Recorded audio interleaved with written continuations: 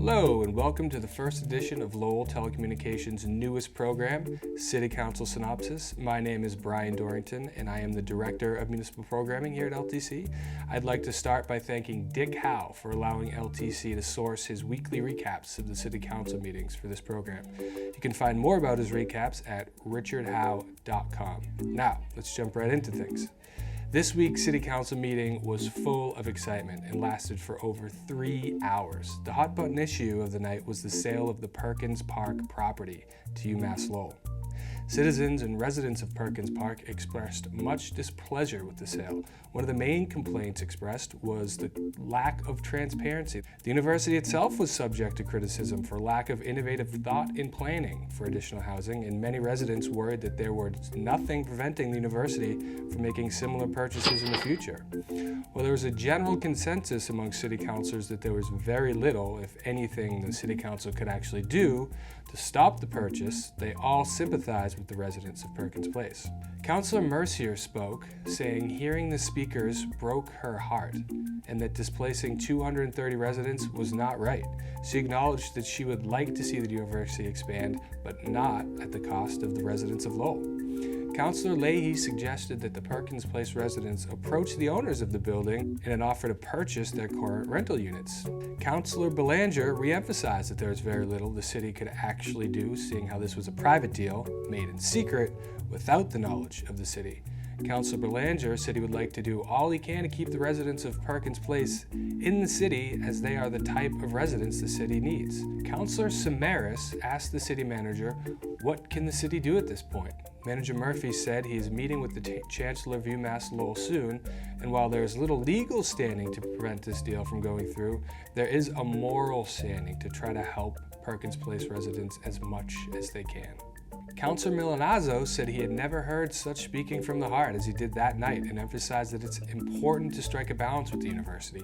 He also made it clear, knowing the people involved with the university, that he does not question their ethics or procurement policy for those involved. Councilor Leary said it's episodes like this that make it important for the city to have a discussion with the university about strategic planning for long-term vision. Councilor Rourke was blunt in saying these tenants got screwed. These people got screwed. Councilor Elliott said what troubles him about the deal was that the developer came to the council and took advantage of historic tax credits which required 100% market rate housing. He expressed anger and frustration with the developer and said the city should find a way to stop the deal.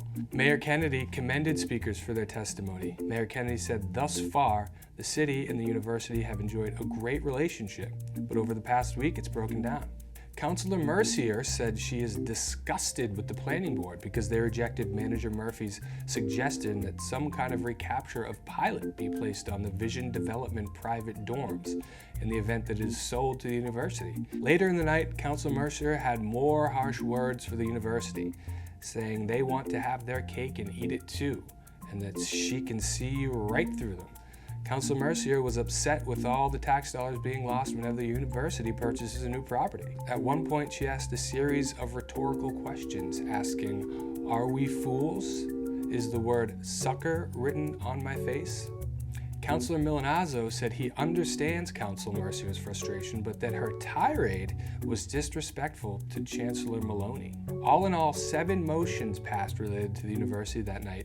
You can find more specifics on the motions at richardhowe.com. Another highlight of the night was the approval of the Kronos tax increment financing agreement. Kronos is expected to relocate to Cross Point with 1,300 employees by next summer. Part of the TIF agreement ensures that Kronos will add 400 more jobs over the next 5 years. Those are just a few of the highlights from this week's City Council meeting. If you'd like to watch the meeting in its entirety, please visit ltc.org, ltc.org, and watch it on demand anytime. Replays are available Wednesday at 3 p.m., Wednesday at 11 p.m., Friday at 10 a.m., Saturday at 8 p.m., and that's on LTC Channel 99. Live broadcasts of the meetings will happen every Tuesday at 6:30 p.m. on LTC Channel 99. And remember, folks, the City Council meetings are in a summer schedule, which means they meet every other week. Thanks a lot for watching.